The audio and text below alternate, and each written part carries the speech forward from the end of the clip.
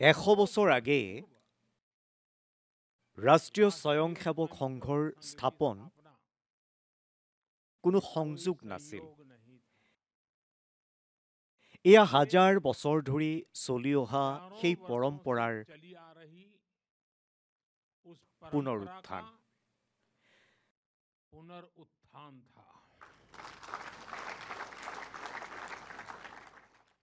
য'ত ৰাষ্ট্ৰীয় চেতনা সময়ে সময়ে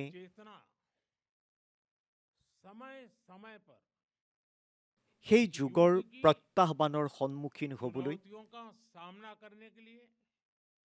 নতুন নতুন ৰূপত আত্মপ্ৰকাশ কৰে। এই যুগত সংঘ সেই অনাদি ৰাষ্ট্ৰ চেতনাৰ পুণ্য অৱতাৰ।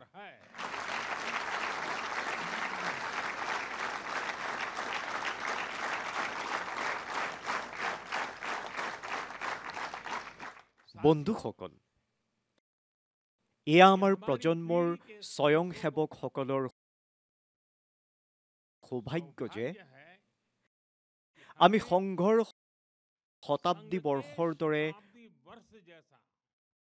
মহান মুহূৰ্ত দেখিবলৈ পাইছোঁ।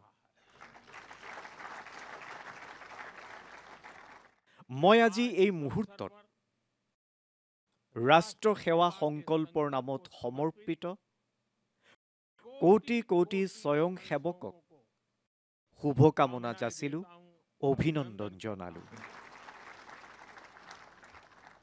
মই সংঘৰ প্ৰতিষ্ঠাতা, আমাৰ সকলোৰে আদৰ্শৰ পৰম পূজ্য ডক্টৰ হেৰগাঁৱাৰজীৰ চৰণত শ্ৰদ্ধাঞ্জলি অৰ্পণ কৰিছোঁ।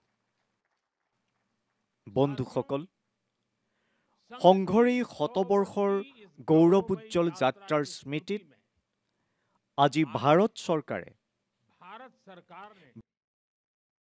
বিশেষ ডাক টিকট আৰু স্মাৰক মুদ্ৰা উন্মোচন কৰে।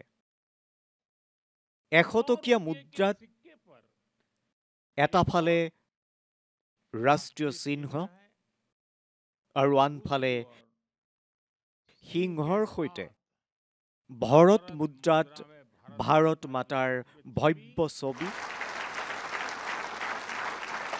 আৰু সমৰ্পণ ভাৱত তেওঁক প্ৰণাম কৰা স্বয়ংসেৱকক দেখা পোৱা যাব।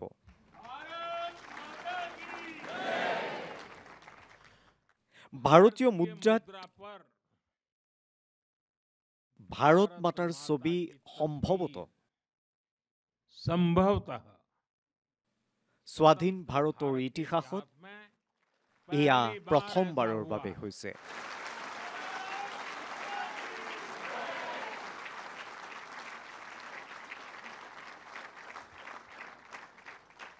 এই মুদ্ৰাৰ ওপৰত সংঘৰ মূল মন্ত্ৰ অংকিত কৰা হৈছে।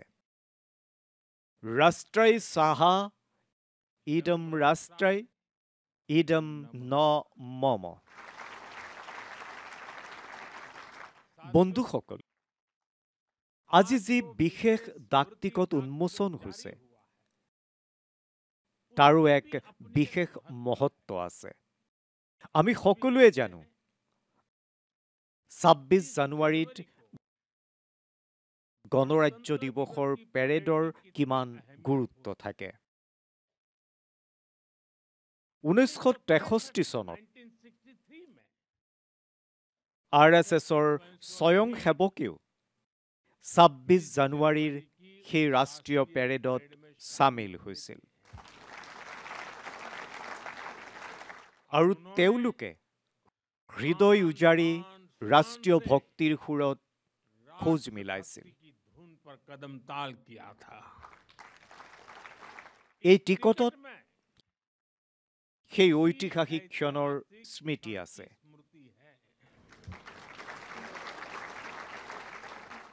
বন্ধুসকল, সংঘৰ স্বয়ংসেৱক যিয়ে নিৰৱচ্ছিন্নভাৱে দেশৰ সেৱাত ব্ৰতী হৈ থাকে, সমাজক মজবুত কৰি ৰাখে, ইয়াৰো জিলিকনি এই স্মাৰক ডাক টিকটত আছে।